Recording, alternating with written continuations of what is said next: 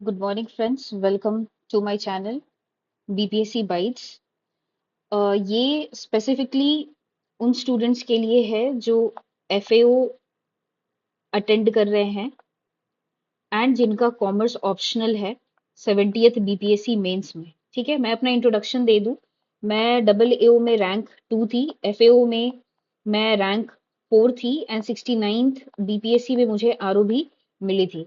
And I have scored, मैं बता दूं कि मैं कॉमर्स एंड अकाउंटेंसी में मैं काफी अच्छे स्कोर की थी। मैं बता दूं जैसे डबल एओ में मैंने 211 स्कोर किया था एंड FAO में थोड़ा मेरा पेपर खराब गया था, फिर भी मैंने 170 स्कोर किया था, जिसकी वजह से मेरी रैंक 2 एंड रैंक 4 आई थी।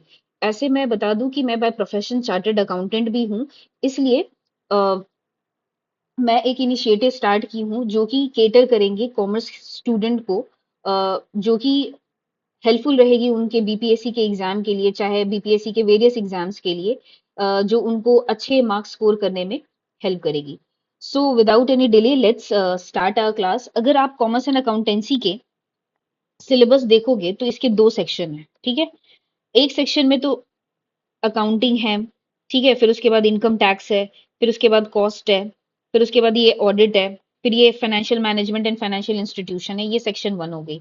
ठीक है, फिर सेक्शन टू हो गई जहां पे ऑर्गेनाइजेशन थ्योरी हो गई, फिर यहाँ पे ऑर्गेनाइजेशन बिहेवियर हो गया, यहाँ पे इंडस्ट्रियल रिलेशन हो गया। तो ये तीन पार्ट यहाँ पे है। तो मैं आज आपको बता रही हूँ कि मैं आज nature and concept of organisation deal करूंगी। मैं आपको स्टेप्स बता देती हूँ कि जैसे कि मैं आज एक ये टॉपिक डील कर रही हूँ, फिर नेक्स्ट टाइम ना जब मैं डील करूंगी तो शायद मैं एफएम उठाऊंगी एंड एफएम का कैपिटल बजटिंग करूंगी। तो मैं ऐसे ही करूंगी कि वन अल्टरनेट डे पे मैं एक टॉपिक सेक्शन टू से उठाऊंगी एंड एक टॉपिक सेक्शन वन से उठाऊंगी। तो ऐसे क्या है कि बैलेंस भी मेंटेन होगा एंड आपके कॉन्सेप्ट भी क्लियर होते रहेंगे। तो आज का हमारा टॉपिक है nature and concept of organisation. So let's start our discussion. मैंने ये जो पीडीएफ है नेचर ऑफ ऑर्गेनाइजेशन, ये मेरे टेलीग्राम पे मैंने डाल दिया है। मैं अपना क्या सिलेबस भी मैं टेलीग्राम चैनल पे डाल दूंगी। तो आप मुझे प्लीज टेलीग्राम चैनल पे फॉलो कर लीजिए। मैं वहां पे अपने रेलेवेंट मटेरियल ड्रॉप करते रहती हूँ जो कि आपके और अपार्ट फ्रॉम कॉमर्स आपके ऐसे भी प्रिपरेशन में काफी हेल्प करेगी। तो जब हम नेचर ऑफ ऑर्गेनाइजेशन की बात करते हैं तो ऑर्गेनाइजेशन एक कॉन्सेप्ट है, ठीक है, जो कि काफी अलग अलग थिंकर्स आए हैं। कोई बोलता है ऑर्गेनाइजेशन एक सिस्टम है, ठीक है, कोई बोलता है ऑर्गेनाइजेशन एक प्रोसेस है, कोई बोलता है ऑर्गेनाइजेशन एक स्ट्रक्चर है। तो बेसिकली तीन थिंकर्स यहाँ पे, मतलब तीन प्रोसेस आती है ऑर्गेनाइजेशन की। ऑर्गेनाइजेशन एज अ सिस्टम, ठीक है, organisation as a process and organisation as a structure. तो अगर देखें तो ऑर्गेनाइजेशन एज अ सिस्टम का प्रोपोनेंट जो है, जो सबसे ज्यादा प्रोपाउंड करते हैं, वो बर्नार्ड है। बर्नार्ड क्या बोलते हैं? It is a system continuously coordinated activities and forces of two or more person. ये क्या बोलते हैं? एक सिस्टम है जहां पे दो आदमी साथ आते हैं, कोऑर्डिनेट करते हैं कॉन्शियसली अपनी एक्टिविटी एंड एक ऑर्गेनाइजेशन फॉर्म करते हैं। अगर उनके हिसाब से ऑर्गेनाइजेशन का अगर कैरेक्टरिस्टिक देखें तो there is a communication, there is a cooperative effort, there is a common objective and rules and regulation है। तो ये कहते हैं कि ऑर्गेनाइजेशन एक सिस्टम की तरह है जहां पे दो से ज्यादा लोग आते हैं, कम्युनिकेट करते हैं, कोऑपरेट करते हैं, उनका कॉमन गोल होता है एंड वो फंक्शन करते हैं। फिर एक और आते हैं thinkers, that is Katz and Kahn, जो कहते हैं कि it is a open dynamic system which is characterised by continuing process of input and transformation and output. ये कहते हैं कि सिस्टम जो है ना, देखो, दो कॉन्सेप्ट होता है, एक होता है क्लोज्ड सिस्टम होता है और एक ओपन सिस्टम होता है। जो क्लोज सिस्टम जो ऑर्गेनाइजेशन की बात करते हैं तो वो बोलता है कि एनवायरनमेंट का ज्यादा इम्पैक्ट नहीं होता ऑर्गेनाइजेशन पे। लेकिन जो ओपन सिस्टम को ऑर्गेनाइजेशन को ओपन सिस्टम की तरह ट्रीट करते हैं, वो बोलते हैं कि देखो, एनवायरनमेंट जो है ना, वो रेगुलरली इंटरैक्ट करता है ऑर्गेनाइजेशन से एंड ऑर्गेनाइजेशन उसको अपने टाइम के हिसाब से अडॉप्ट करता है एंड उसे रिएक्ट करता है। तो वैसे ही काजन खान है जो बोलते हैं कि it is a dynamic system. अगर ये डायग्राम देखो, system approach recognises that organisation are made of component and each of which are unique properties, capabilities and mutual relationship. Basic phenomena is synergies, interaction and interdependence.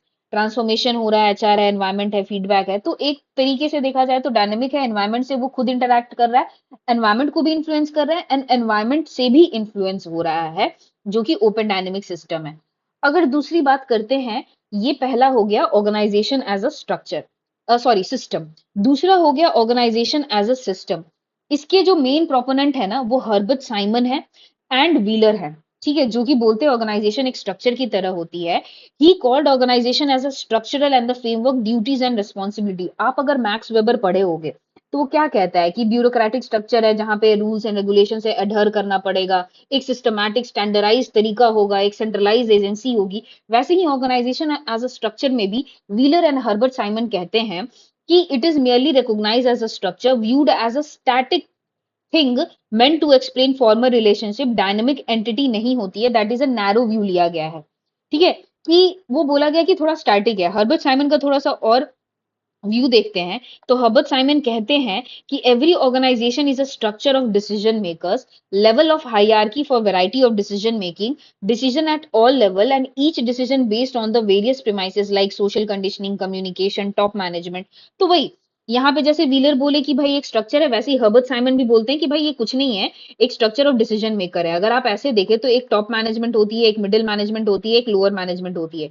तो Herbert Simon बोलते हैं कि देखो decision making तो तीनों level पे होती है, बट यहाँ पे कुछ और डिसीजन लिया जाता है, यहाँ पे कुछ और डिसीजन लिया जाता है और यहाँ पे कुछ और डिसीजन लिया जाता है। एंड ये जो डिसीजन मेकिंग प्रोसेस है वो डिपेंड करता है कि सोशल कंडीशनिंग कैसी हुई है ये टॉप मैनेजमेंट की या मिडिल मैनेजमेंट की या लोअर मैनेजमेंट की। तो स्ट्रक्चर में दो प्रोपोनेंट आते हैं, ठीक है, wheeler and Herbert Simon. And system में हमने देखा कि बर्नार्ड आते हैं या कार्ड्स एंड खान आते हैं, ठीक है।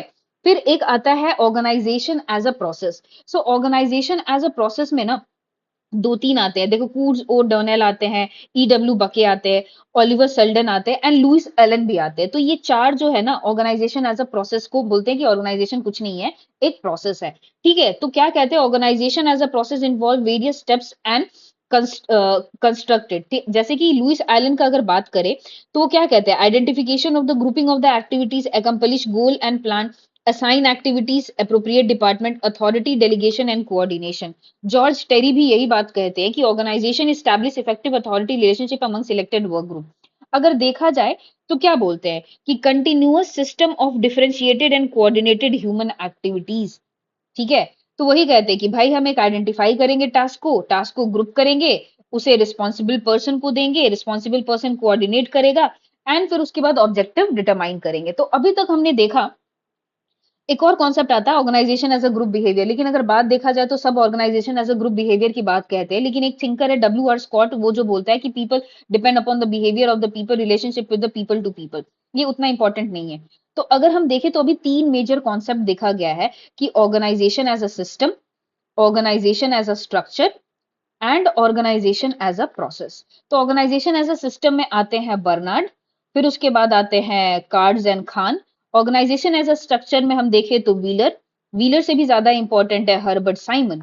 एंड प्रोसेस में आके देखें तो कूर्ज ओ डोवेल आते हैं, लुइस एलन आते हैं, ठीक है, जॉर्ज टेरी भी आते हैं एंड ओलिवर सेल्डन भी आते हैं। तो बस आप एक बेसिक कॉन्सेप्ट कर लो कि भाई सिस्टम में क्या बोल रहा है, स्ट्रक्चर में क्या बोल रहा है एंड प्रोसेस में क्या बोल रहा है। सिस्टम में बोल रहा है कि भाई कुछ नहीं है, एक सिस्टम है जो कि एक दूसरे से कोऑपरेट करते हैं एंड फंक्शन करते हैं। स्ट्रक्चर में जो बोला जा रहा है, बोला जा रहा है कि वो एक हायरार्की है जहां पे डिसीजन मेकिंग हो रही है, वो होता है ब्यूरोक्रेटिक स्ट्रक्चर जैसे वेबर वाला स्ट्रक्चर हो गया। प्रोसेस में क्या बोलता है, कुछ नहीं है भाई, ग्रुप ऑफ एक्टिविटीज है, आइडेंटिफाई करना है, रिस्पॉन्सिबिलिटी वेस्ट करना है एंड ऑब्जेक्टिव को रिसीव करना है, ठीक है।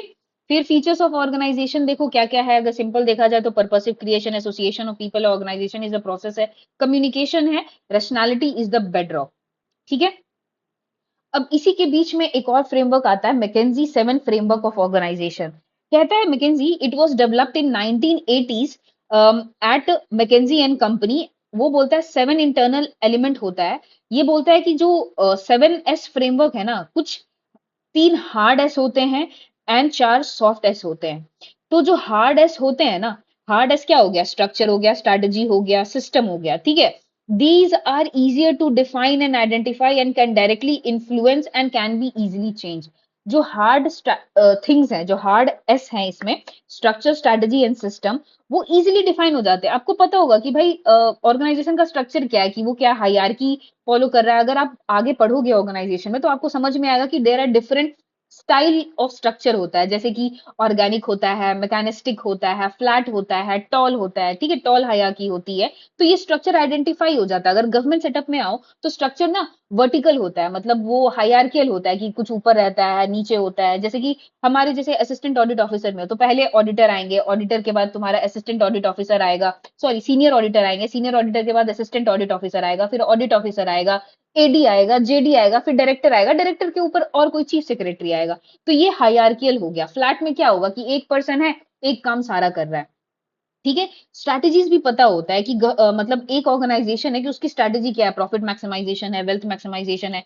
सिस्टम भी क्या है, डेली एक्टिविटीज एंड प्रोसीज्योर है। अब जैसे ऑडिटिंग हमारी ये है, क्या बोलते हैं, सिस्टम है, तो आपको पता है कि एक टीम बनाई जाएगी, वो जाएगी ऑडिट करेगी, तो ये सिस्टम सेटअप है। तो दीज क्या है, इजिली आइडेंटिफाई हो पा रहा है कि ये काम करना है एंड इसको इजिली चेंज किया जा सकता है।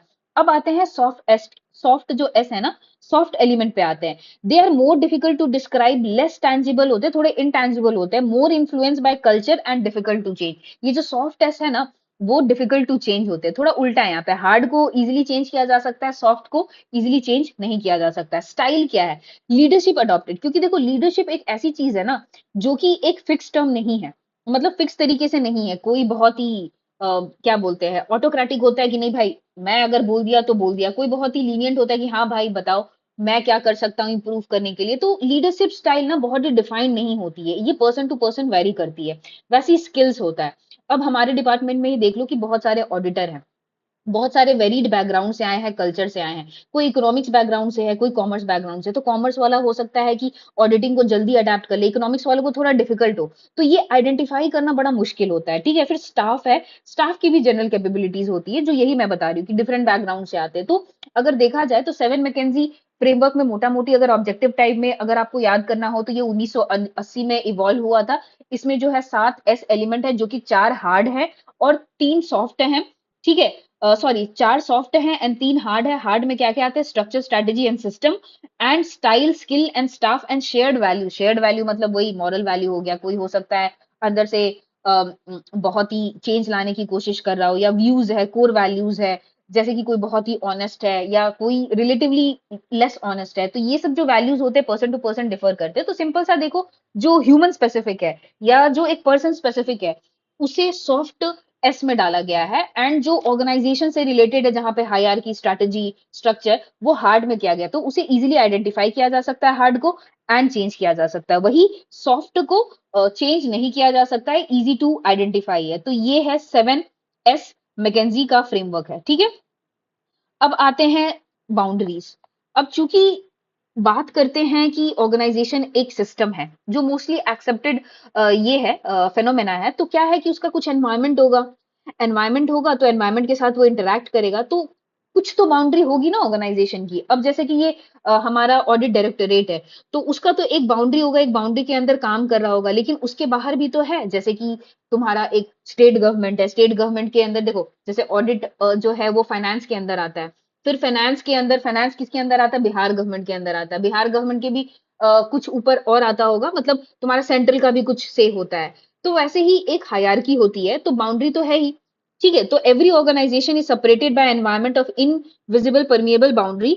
This provide some degree of autonomy and independence from intrusion of influence. अब ये ऑडिट डायरेक्टोरेट की हम बात कर ले, जो कि हम अभी काम करते हैं। तो ये ऑडिट परफॉर्म करने के लिए, अब ऐसा तो है नहीं कि डे टू डे आएगा फाइनेंस डिपार्टमेंट तुमको डायरेक्ट करेगा, तुम ऑडिट ऐसे करो, तुम ऑडिट ऐसे करो।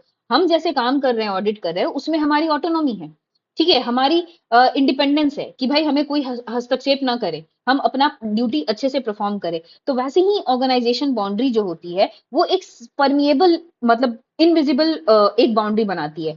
तो इसी के एक मेजर प्रोपोनेंट है कास्ट एंड रोजनविंग, ठीक है।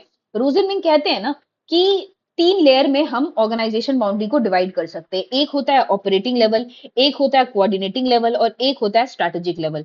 अगर हम, तो जो ऑपरेटिंग लेवल होता है ना, वहीं पे जाती है इनपुट और वहीं से निकल के आती है आउटपुट। और फिर जो सबसे ये जो इंफॉर्मेशन एनवायरनमेंट का, ये तीनों लेवल पे जाती है। अगर ऑपरेटिंग लेवल की बात करें तो ये इनर मोस्ट कंसर्न होती है, transformation input into and least influence है। जैसे ऑडिट की हम बात कर रहे हैं, तो हमारा कोर आइडिया क्या है, ऑडिट करने का है। तो ये जो बाहर के एनवायरनमेंट से ना बहुत ही लेस इन्फ्लुएंस रहेगा, ठीक है, क्योंकि हमारा ये कोर एरिया है एंड हम इनपुट डिराइव करेंगे। अगर सपोज एक्स वाई जेड हम डिपार्टमेंट में गए, सपोजिटली हम सेंट्रल जेल का ही बेऊर जेल का ही ऑडिट करने गए, तो वहां पे कुछ इनपुट लेंगे और हम उसका ऑडिट रिपोर्ट निकालेंगे, तो हमें एक्सटर्नल एनवायरनमेंट से बहुत ही कम फर्क पड़ेगा। वही स्ट्रैटेजिक लेवल है जो कोऑर्डिनेट करता है, ठीक है, outer most maximum degree of uncertain sorry coordination level जो होता है वो मीडिएट करता है स्ट्रैटेजिक लेवल पे। अब स्ट्रैटेजिक लेवल क्या है? Outer most maximum degree of uncertainty input and account. कभी कभी क्या आता है, फाइनेंस डिपार्टमेंट से डायरेक्शन आ जाता है कि भाई आपको जाना है यहाँ पे ऑडिट का इंस्पेक्शन करना है, तो ये हस्तक्षेप है, एनवायरमेंट से काफी इन्फ्लुएंस होता है। जो स्ट्रैटेजिक लेवल है वो सबसे ज्यादा एक्सपोज होता है। एंड कोऑर्डिनेटिंग लेवल आपको मालूम है कि वो दोनों के बीच में मीडिएटर बनता है, ठीक है। तो रोजनविंग का वही है कि तीन है, ऑपरेटिंग लेवल है, स्ट्रैटेजिक लेवल है एंड कोऑर्डिनेटिंग लेवल है। ऑपरेटिंग लेवल है इनर मोस्ट है, लेस इन्फ्लुएंस बाय एनवायरमेंट है। Coordinating level mediate and liaison between strategic and operating. And strategic जो लेवल है, जो आउटर मोस्ट है, वो सबसे ज्यादा अनसर्टेन है क्योंकि बाहर के एनवायरमेंट से ज्यादा इन्फ्लुएंस होता है। एक कॉन्सेप्ट आता है बाउंड्री स्पैनिंग या रोल। देखो कभी कभी क्या होता है ना कि एक आदमी को ना मल्टीपल रोल परफॉर्म करने पड़ जाते हैं क्योंकि ऑर्गेनाइजेशन ऐसा डिमांड करता है। तो बाउंड्री स्पैनिंग भी यही है। सपोजिटली कि मैं अभी ऑडिट भी कर रही हूँ, ठीक है, लेकिन ये एग्जांपल थोड़ा अप्रोप्रिएट नहीं होगा, बट द पॉइंट इज कि मैं एक काम कर रही हूँ कि सपोजिटली मैं मार्केटिंग देख रही हूँ लेकिन मैं फाइनेंस भी देख रही हूँ, ठीक है, लेकिन मेरा जो बेसिकली है तो वो मेरा क्या बोलते हैं मार्केटिंग का ही है, लेकिन चूंकि मेरा ऑर्गेनाइजेशन डिमांड कर रहा है मार्केटिंग, इस वजह से मैं मार्केटिंग भी देख रही हूँ, फाइनेंसेस भी देख रही हूँ। तो बाउंड्री स्पैनिंग वही है कि रोल से आगे बढ़ के कुछ परफॉर्म करने को ही बाउंड्री स्पैनिंग कहते हैं, कि मैं अपने बाउंड्री को थोड़ा सा एनलार्ज कर रही हूँ।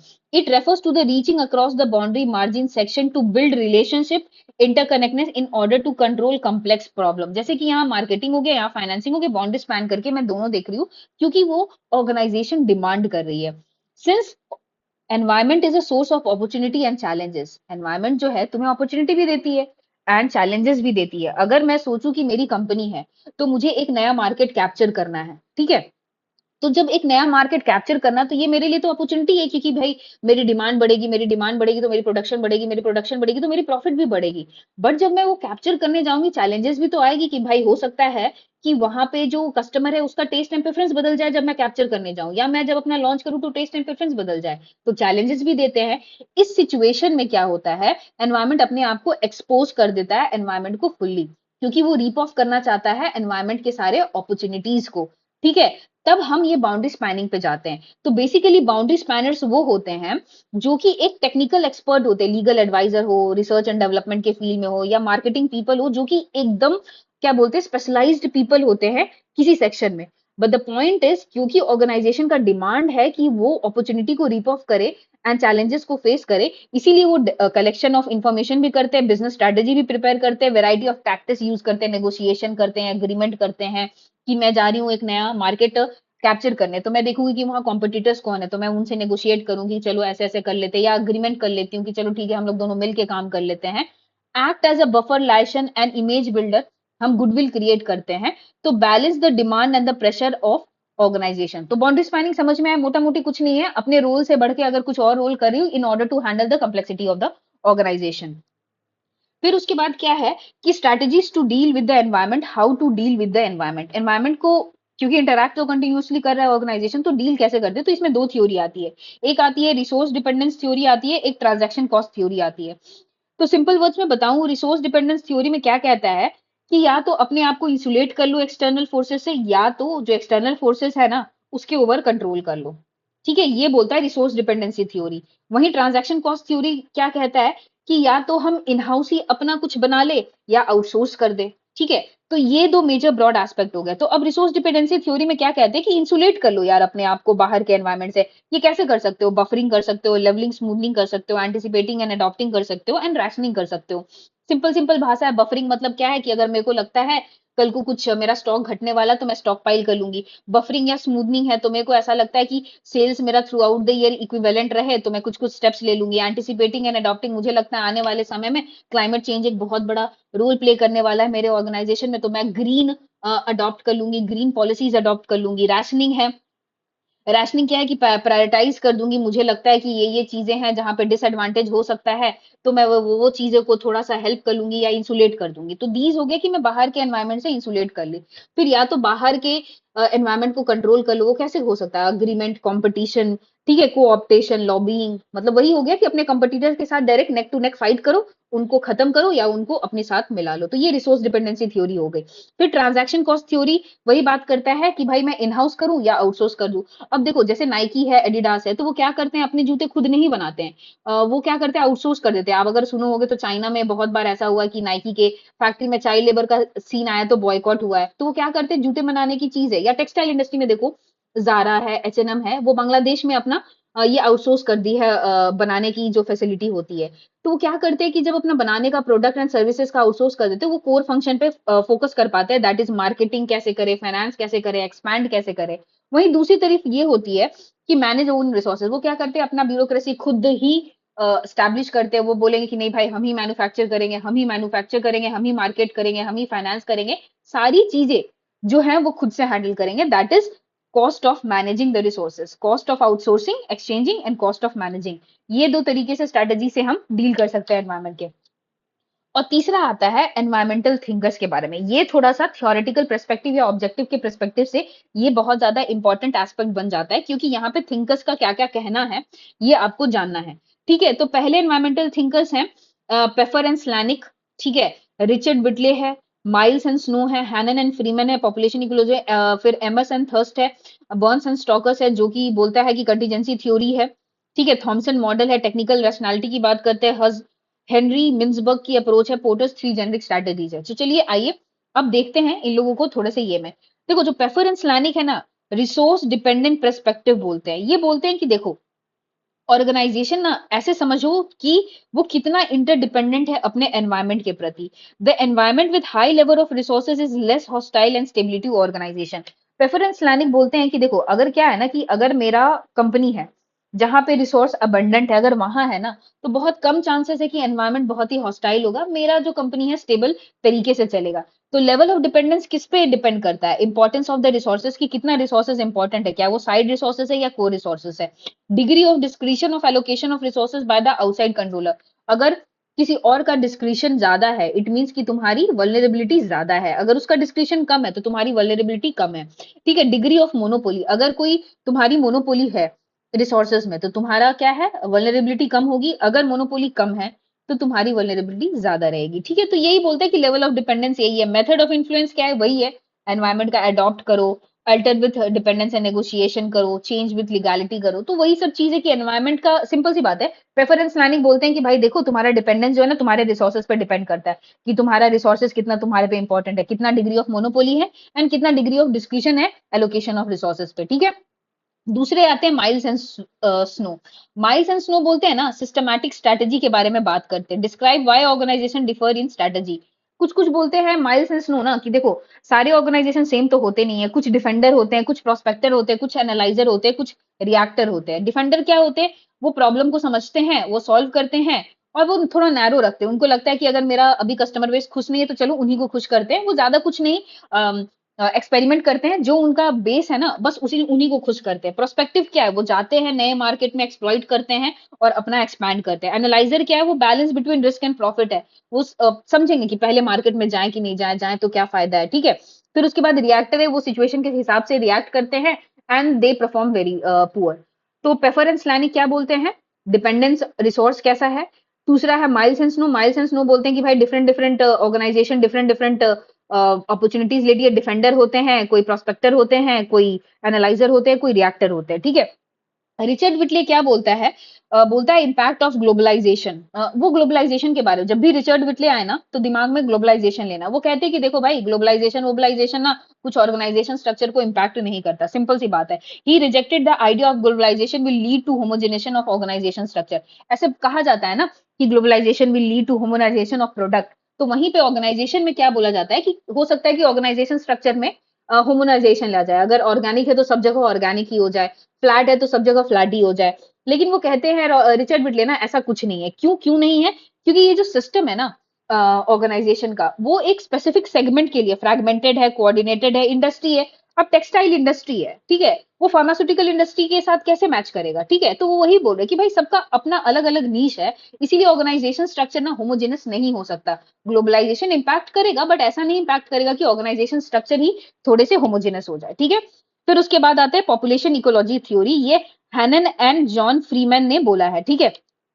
आपने सुना होगा सर्वाइवल ऑफ द फिटेस्ट, तो वो कहते हैं कि जो ऑर्गेनाइजेशन है ना, वो ऑर्गेनाइजेशन के अंदर ऑर्गेनाइजेशन भी बहुत सारे रहते हैं, तो वो कहते हैं कि कुछ नहीं है, जैसे पीपल पीपल से compete करते हैं वैसे ऑर्गेनाइजेशन ऑर्गेनाइजेशन के साथ compete करते हैं, एंड वही सक्सेसफुल रहेगा जो कि फिटेस्ट है। ये सिंपल से बोलते हैं डार्विन थ्योरी है जो सर्वाइवल ऑफ द फिटेस्ट है। अगर देखा जाए तो survival of the fittest hold true in evolutionary principle, environment of the organisation mainly consist of other organisation will grow as a biological population, ठीक है। ये उतने इंपॉर्टेंट नहीं है एम्बरी एंड थर्स्ट, बट ऐसे समझ लो कि ये 4 काइंड ऑफ एनवायरनमेंट में placid and randomise, placid and cluster, distributive reactive environment and turbulent. तो यहाँ पे जो लीस्ट से मोस्ट तक कंप्लेक्सिटी है ना, सबसे सिंपल इसमें रहेगी, सबसे हाईएस्ट ये रहेगी, तो ये उतने इंपॉर्टेंट थिंकर नहीं है, तो आप इन्हें स्किप भी कर सकते हो, ठीक है। ये बहुत ही इंपॉर्टेंट है, जो रेड में मार्क है ना वो बहुत ही इंपॉर्टेंट है। तो स्ट्रक्चरल कंटीजेंसी थ्योरी है, बर्न्स एंड स्टॉकर्स ने कहा था कि देखो भाई, जो ऑर्गेनाइजेशन का स्ट्रक्चर है ना, वो डिपेंड करता है एनवायरमेंट पे। एनवायरमेंटल बेसिकली क्या होते हैं ना, दो होते हैं, स्टेबल होते हैं, डायनेमिक होते हैं। स्टेबल ऐसे होते हैं कि वही सर्टेन है, डेफिनेट गोल है, मैकेनिस्टिक स्ट्रक्चर होता है, एफिशिएंसी वही है, जैसे कि मैकेनिस्टिक स्ट्रक्चर क्या है, एक हेड है, उसके अंदर दो है, दो के अंदर फिर तीन है, ये मैकेनिस्टिक स्ट्रक्चर होगा। डायनेमिक क्या है कि भाई बहुत ही अनसर्टेन है ऑर्गेनाइजेशन, गोल चेंज होते रहते हैं, ठीक है, नॉन रूटीन एक्टिविटीज होती है, तो वो ऑर्गेनिक स्ट्रक्चर फॉलो करते हैं। अब इसका बेस्ट एग्जांपल क्या है ना, मिलिट्री आर्मी ले लो। जनरली क्या है, मिलिट्री आर्मी जब सारे चीज पीस में चल रहा है तो वो मैकेनिस्टिक फीचर्स अडॉप्ट करते हैं, वही हायरार्की वही करते हैं। लेकिन जब वॉर हो गया तो वॉर हो गया तो भाई कोऑर्डिनेट करना पड़ेगा, डिमांड को मीट करना पड़ेगा, इसीलिए वो ऑर्गेनिक स्ट्रक्चर है। फिर ऐसा हायरार्की नहीं है कि भाई ये इसको रिपोर्ट करेगा, ये इसको रिपोर्ट करेगा, ये हो सकता है कि वो डायरेक्टली टॉप को रिपोर्ट कर ले, क्योंकि वो नीड ऑफ द डिमांड है। तो बर्न्स एंड स्टॉकर क्या बोलते हैं, स्ट्रक्चरल कंटीजेंसी थ्योरी, ठीक है। थॉमसन मॉडल है, थॉमसन मॉडल बोलते हैं टेक्निकल रैशनैलिटी के बारे में बोलते हैं। तो बोलता है कि कोई भी ऑर्गेनाइजेशन जो है ना, वो एनवायरमेंट को रिस्पॉन्ड करेगी ना given their technical rationality. Technical rationality requires organisation to seal off the product centre core from the environmental influence. वो कहते हैं कि देखो टेक्निकल रैशनैलिटी वही है जो कोर को बचाए, ठीक है। हम लोग कार्ड्स एंड रोजविंग में भी देखे थे कि जो ऑपरेटिंग लेवल था वो इनर मोस्ट था, ठीक है, तो उसी को प्रोटेक्ट करना होता है, लीस्ट इन्फ्लुएंस होता है। तो यहाँ ये भी बोल रहे हैं थॉमसन की जो कोर है ना उसको प्रोटेक्ट करना है, उसके लिए दो स्ट्रेटेजीज है, एक इंटरनल है, एक्सटर्नल है। इंटरनल में क्या है, वही है, बफरिंग है, स्मूथनिंग है, फोरकास्टिंग है, राशनिंग है, जो कि हम लोग उस मॉडल में देख लेते, शायद स्नो और व्हाइट वाले में देख लेते, snow snow and miles, sorry snow and miles में देखे थे, सॉरी स्नो एंड माइल्स में नहीं देखे थे, हम लोगों ने देखा था इसमें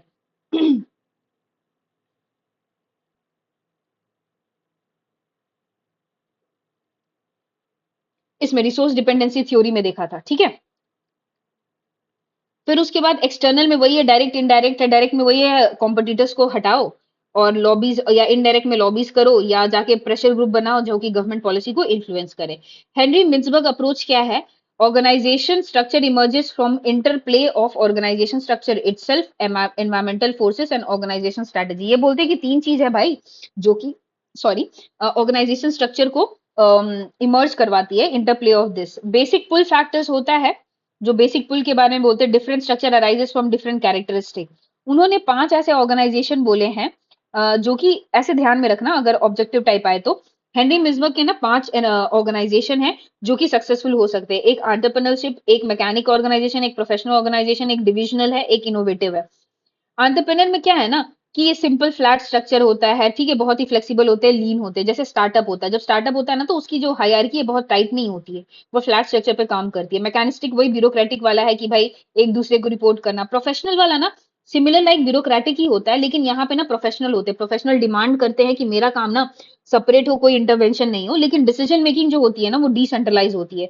डिविजनल में ये हो जाता है, एग्जाम्पल ले लो टाटा ग्रुप का, जब बहुत बड़ा कोई ऑर्गेनाइजेशन हो तो वो क्या है कि एक सेंट्रलाइज हेडक्वार्टर होता है, उसका ऑटोनोमस विंग होता है, फिर वो इंडिपेंडेंटली काम होता है क्योंकि वो अलग अलग स्पेशलाइजेशन में काम करते हैं। फिर उसके बाद है इनोवेटिव ऑर्गेनाइजेशन। इनोवेटिव ऑर्गेनाइजेशन को ऐसे समझो ना कि देखो एक नोकिया है एंड एप्पल है, नोकिया तो मर चुका मोबाइल में, लेकिन एप्पल नहीं मरा, क्यों, क्योंकि वो इनोवेट किया। इनोवेट क्यों किया, क्योंकि चेंजिंग डिमांड एंड एनवायरमेंट को वो अडॉप्ट किया, किस बेसिस पे, एडहॉक बेसिस पे। तो इनोवेटिव जो बिजनेस बोलते हैं ना, उसी को एडहोक्रेसी भी बोलते हैं, कि भाई एनवायरनमेंट चेंज किया तो हम एडहॉक तरीके से अपने ऑर्गेनाइजेशन को चेंज कर लिए to meet the demand of the changing organisation. इसीलिए इनोवेटिव ऑर्गेनाइजेशन को एडहोक्रेसी भी बोलते हैं। उसके 5 कंपोनेंट है तुम्हारे मिन्सबर्ग के। एक होता है स्ट्रेटेजिक एपेक्स, एक होता है मिडिल लाइन, ये होता है ऑपरेटिंग कोर, एक होता है टेक्नो, एक होता है सपोर्ट स्टाफ। एक चीज देखना, टेक्निकल सपोर्ट ना ये एम्प्लॉय ऑफ द ऑर्गेनाइजेशन होते हैं, लेकिन सपोर्ट स्टाफ ना एम्प्लॉय नहीं होते। जैसे कि अगर सोचो टीसीएस है या सपोजिटली गूगल या एप्पल है, तो वहां खाना मिलता है, ठीक है, तो खाना मिलता है, वो तो एप्पल का काम नहीं है, गूगल का काम नहीं है, वो किसी थर्ड पार्टी को लाएंगे। तो वही फूड सर्विसेज हो गया, लीगल काउंसिल हो गया, तो ये एम्प्लॉय नहीं होते हैं, वो बाहर से सपोर्ट लेते हैं in order to make their organisation more stable towards the environment. Porter's 3 generic strategies अगर सिंपल में बोला जाए तो ये बोलते हैं कि भाई देखो, कॉम्पिटिटिव एडवांटेज अगर लेना है एनवायरमेंट में दूसरे ऑर्गेनाइजेशन के प्रति, तो तुम्हें 3 स्ट्रेटजीज अडॉप्ट करेंगे। एक कॉस्ट लीडरशिप है, प्रोडक्ट डिफरेंशिएशन है, मार्केट फोकस है। देखो नाम itself is enough. Cost leadership क्या है? कॉस्ट कटिंग करो भाई, cost advantage low economics of the scale से। प्रोडक्ट डिफरेंशिएशन में कि प्रोडक्ट का कुछ ऐसा नीश लाओ कि कोई और ना बनाता हो, जैसे एप्पल का है। देखो एप्पल का क्या है ना, उसका एक अपना इकोसिस्टम है जो कि बहुत ही कम है, सैमसंग वगैरह में ना रेप्लिकेट नहीं हो पाता, तो उन्होंने एक अलग नीश बना लिया है। आप देखना कि जो एप्पल वाले होंगे वो आईफोन भी रखेंगे, आईपैड भी रखेंगे, मैकबुक भी रखेंगे, क्योंकि सीमलेस क्या बोलते हैं, इंटरफ्लो होता है इन लोगों के बीच में। इसीलिए ये प्रोडक्ट डिफरेंशिएशन किया है एप्पल। एप्पल का आईफोन का जो ऑपरेटिंग सिस्टम है, ठीक है, वो बहुत हैंग नहीं करता है, बल्कि एंड्रॉइड वगैरह में जनरली, अब का तो नहीं पता, पहले बहुत हैंग करते थे। तो इन्होंने एक नीश अपना बना लिया। मार्केट फोकस क्या है कि भाई एक मार्केट स्पेसिफिक को फोकस करते हैं। जैसे कोई नया फर्म आया तो वो एक सेगमेंट को फोकस करेगा, अगर कोई बड़ा है तो वो सोचेगा कि पूरा मार्केट कैप्चर करने की कोशिश करेंगे। तो ये हो गया आपका वेरियस इन्वायरमेंटल थिंकर्स। अब देखो थोड़ा सा ये ना पीवाई क्यूज बोलती है, एमसीक्यू के फॉर्म में देख लो कि एनवायरमेंट जो होता है बिजनेस का, माइक्रो होता है, मैक्रो होता है, ठीक है। मैक्रो बड़ा एक्सटर्नल होता है, माइक्रो क्या क्या हो जाएगा, कॉम्पिटिटर्स हो गया, सप्लायर हो गया, एम्प्लॉय हो गया, शेयर होल्डर हो गया, ठीक है, इंटरमीडियरीज हो गया, कस्टमर हो गया। तो कभी कभी क्वेश्चन आ सकता है ना कि बताओ भाई इसमें माइक्रो एनवायरमेंट क्या है, ठीक है। मैक्रो में क्या है, इकोनॉमिक एनवायरमेंट है, पॉलिटिकल है, सोशियो कल्चर है, टेक्नोलॉजिकल है, इकोलॉजिकल एंड फिजिकल है, ठीक है। तो ये हो गया। एक एसपी रॉबिन्स भी ऑर्गेनाइजेशन के बारे में, एक वैक्वा के बारे में पढ़ लेते हैं। क्या है? Volatility, uncertainty, complexity and ambiguity. ये यूएस आर्मी में वॉर टाइम डेवलप हुआ था ड्यूरिंग 1980। तो वॉलेटिलिटी के बारे में क्या होता है कि नॉलेज है, अवेलेबल है कि क्या हो सकता है, दिक्कत है, लेकिन अननोन ड्यूरेशन के लिए होता है। जैसे कोविड है, अब तुमको पता था कि कोविड में क्या हो रहा है, लेकिन कितने दिन तक चलेगा ये नहीं है, तो इसीलिए ये वॉलेटाइल सिचुएशन था। अनसर्टेन क्या है? चेंजेस पॉसिबल बट नो, मतलब कॉम्पिटिटर स्पेंडिंग है प्रोडक्ट, ये सबसे ज्यादा कि कुछ भी इसमें नहीं पता, कि तुमको पता भी नहीं कि क्या डेंजर है या क्या हो सकता है, ठीक है।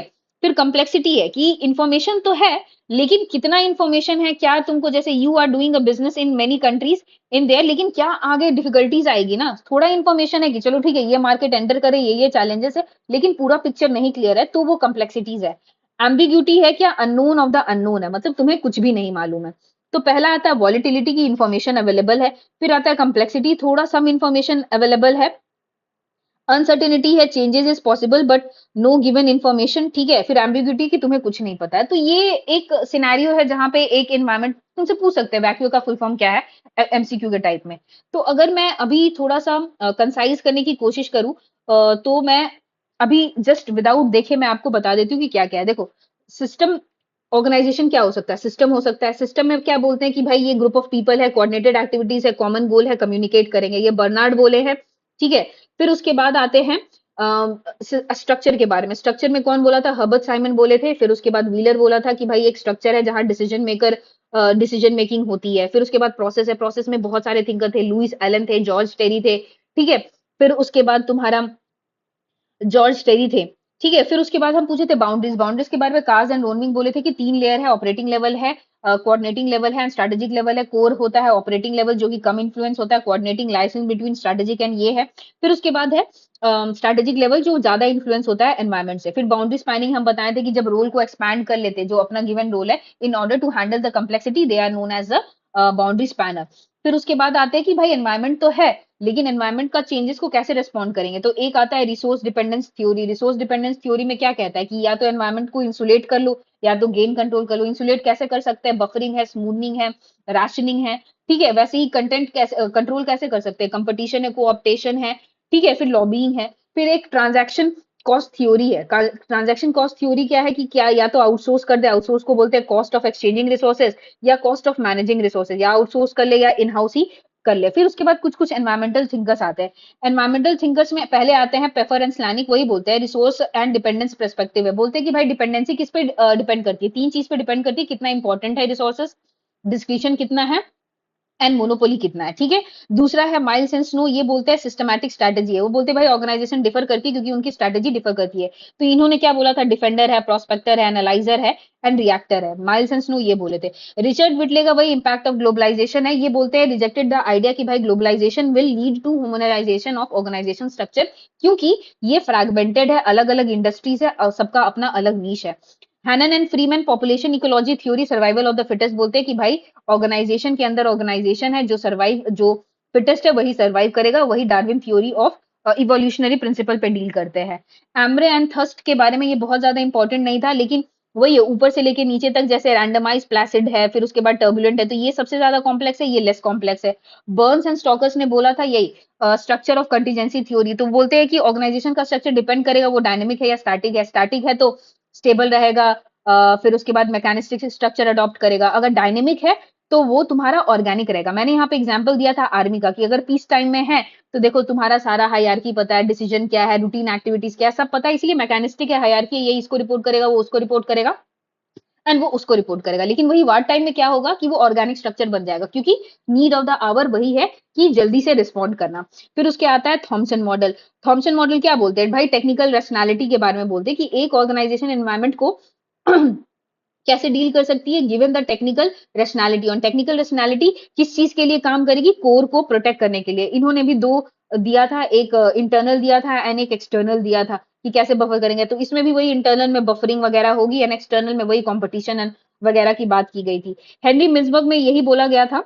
एडहोक्रेसी पांच टाइप की ऑर्गेनाइजेशन है, एंटरप्रेन्योरशिप हो गया, मैकेनिस्टिक हो गया, प्रोफेशनल हो गया, मैकेनिस्टिक या ब्यूरोक्रेटिक हो गया, इनोवेशन हो गया। तो ये बोले थे इनोवेशन में एडोक्रेसी है, वो एप्पल एंड नोकिया का मैंने एग्जांपल दिया था। पोर्टर थ्री जेनरिक मॉडल क्या बोलता है, पोर्टर थ्री जेनरिक मॉडल बोलता है कि भाई कंपिटिटिव एडवांटेज पाना है तो तीन चीज को अडॉप्ट करना है। एक कॉस्ट हो गया, एक हो गया मार्केट हो गया, मार्केट फोकस हो गया, और एक बीच वाला क्या था, मैं भूल रही हूँ, सॉरी। बीच वाला हो गया तुम्हारा प्रोडक्ट डिफरेंशिएशन, ठीक है। ये हो गया। फिर आपको पता होना चाहिए माइक्रो एनवायरनमेंट क्या है, माइक्रो एनवायरनमेंट क्या हो गया, कंपटीटर हो गया। कंपटीटर लगेगा आपका मैक्रो है लेकिन ये माइक्रो है। Micro competitor, supplier, employ, stakeholder, customer, intermediate. Macro environment हो गया इकोनॉमिक, पॉलिटिकल, सोशियो टेक्नोलॉजिकल, ठीक है।